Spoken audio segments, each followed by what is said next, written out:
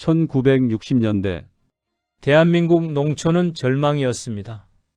전기도 들어오지 않는 마을, 자동차가 들어갈 수 없는 좁은 길, 짐 실은 달구지가 겨우 지나갈 수 있었습니다. 볏짚 지붕은 비가 오면 물이 새고 겨울이면 칼바람이 그대로 들이쳤습니다. 젊은이들은 하나둘 도시로 떠나고 남은 건 노인과 아이들뿐. 하지만 이곳에서 기적이 시작됐습니다. 정부의 지원이 아니라 마을 주민들 스스로의 손으로 우리 마을을 우리 힘으로 바꾸자. 이 한마디가 대한민국을 바꿨습니다. 오늘 우리는 기억에서 사라져가는 진짜 새마을 운동 이야기를 시작합니다. 한강이 기적을 만든 진짜 주인공들, 지금도 생존해 계시는 그 시절 새마을 운동의 주인공분들과 바로 당신의 부모님, 할아버지, 할머니의 이야기입니다. 1960년대 말 대한민국 GDP는 세계 최빈국 수준이었습니다. 특히 농촌은 더 심각했습니다. 전체 인구의 70%가 농촌에 살았지만 그들의 삶은 조선시대와 크게 다르지 않았습니다. 김영수 씨는 전북의 한 조그만 마을에서 태어났습니다. 아침에 눈을 뜨면 천장에 볏짚이 보였어요. 비가 오면 물이 새서 양철 대야로 받아야 했죠. 겨울엔 외풍이 너무 심해 아이들이 자주 아팠습니다. 그의 마을엔 전기가 없었습니다. 해가 지면 호롱불이 전부였고 밤은 긴 고통의 시간이었습니다. 도시와 농촌의 격차는 날이 갈수록 커졌습니다. 1960년대 정부는 경제개발 5개년 계획으로 도시와 공업에만 집중했습니다. 농촌은 소외됐습니다. 젊은이들은 여기선 미래가 없다며 서울로 부산으로 떠났습니다. 남은 사람들은 무력감에 빠졌습니다. 우리는 여기서 그냥 죽는 건가? 1970년 초 전국 농촌 마을 약 3만 5천 개 중 절반 이상이 후진 마을로 분류됐습니다. 도로가 없고 상하수도가 없고 전기가 없는 마을. 정부 통계에 따르면 농촌 주택의 80% 이상이 초가집이었고 농가 소득은 도시 근로자의 절반에도 못 미쳤습니다. 이것이 새마을 운동 전 대한민국 농촌의 민낯이었습니다. 1970년 4월 22일 서울중앙청 박정희 대통령이 전국 지방장관회의를 열었습니다. 농촌을 새롭게 만들어야 합니다. 마을 스스로 변화해야 합니다. 정부는 시범사업을 발표했습니다. 전국 3만 3천여 개 마을에 시멘트 335포대씩을 무상으로 지원하기로 했습니다. 단 조건이 있었습니다. 정부는 재료만 줍니다. 마을 사람들이 알아서 사용하세요. 많은 사람들이 의심했습니다. 또 정부 사업이겠지. 서류만 요란하고 끝일 거야. 하지만 일부 마을 지도자들은 달랐습니다. 충남 홍성의 한 이장님은 마을 회관에 주민들을 모았습니다. 우리 마을길 좀 넓혀봅시다. 차가 들어올 수 있게요. 시멘트는 정부가 줬어요. 우리가 할 일은 땀 흘리는 것뿐입니다. 처음엔 절반도 참여하지 않았습니다. 일만 하고 뭐가 달라지겠어? 하지만 시작한 사람들은 멈추지 않았습니다. 새벽 5시 농사일 전에 마을길을 팠습니다. 밤에는 호롱불 아래서 계획을 짰습니다. 한 달, 2달, 좁던 길이 넓어지기 시작했습니다. 처음으로 트럭이 마을 안까지 들어왔습니다.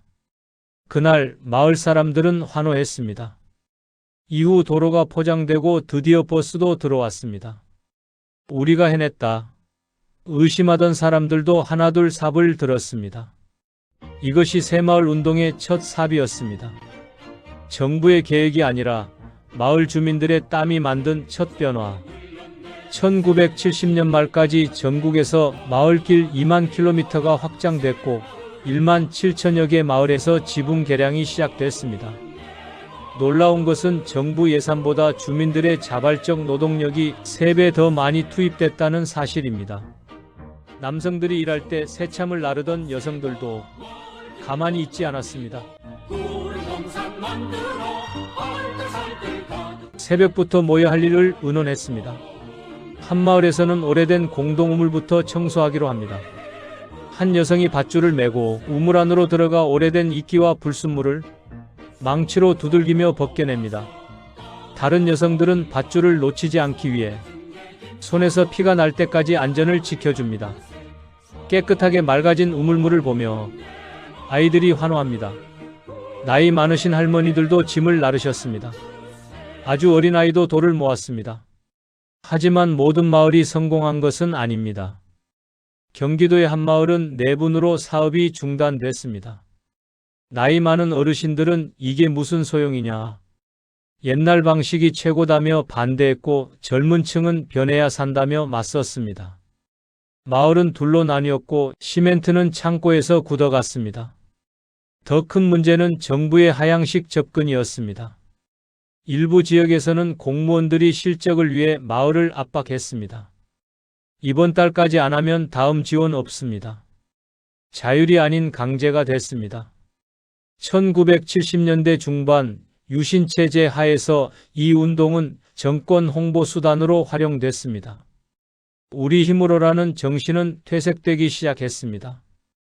그러나 1971년부터 1979년까지 새마을 운동은 대한민국을 바꿨습니다.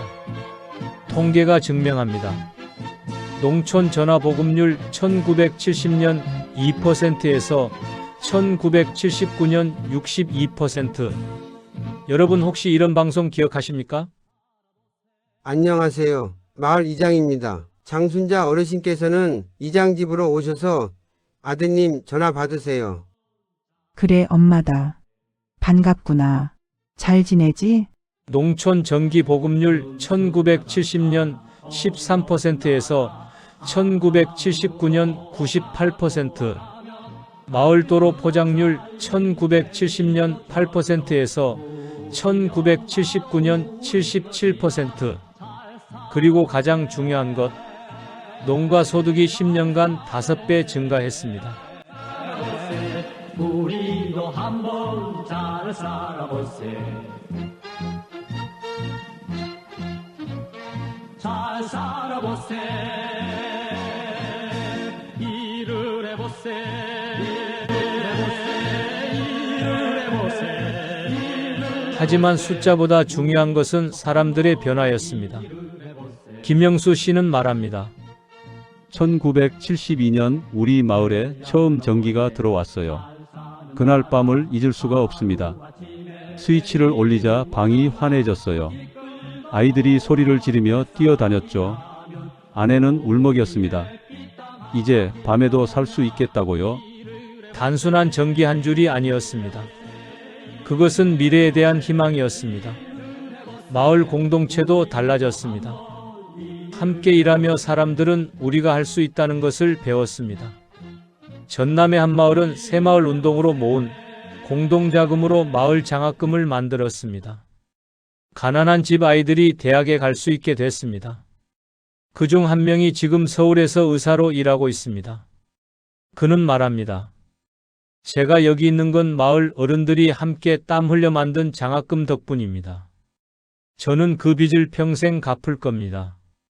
새마을 운동은 육지뿐 아니라 더 낙후되었던 울릉도 섬에서도 주민들 스스로 온 힘을 다해 삶을 개선해 갔습니다. 여기는 동해바다 울릉도입니다. 이 섬에서도 새마을 운동이 활발히 전개되고 있습니다.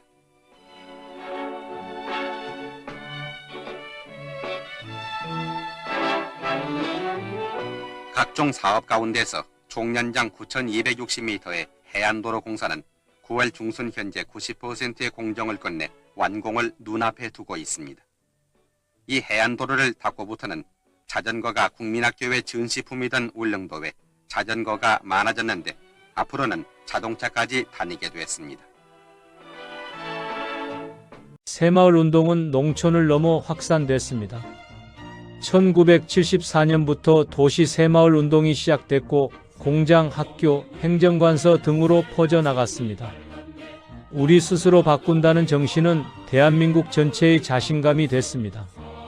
1970년대 한국의 경제 성장률은 연평균 10%를 넘었습니다.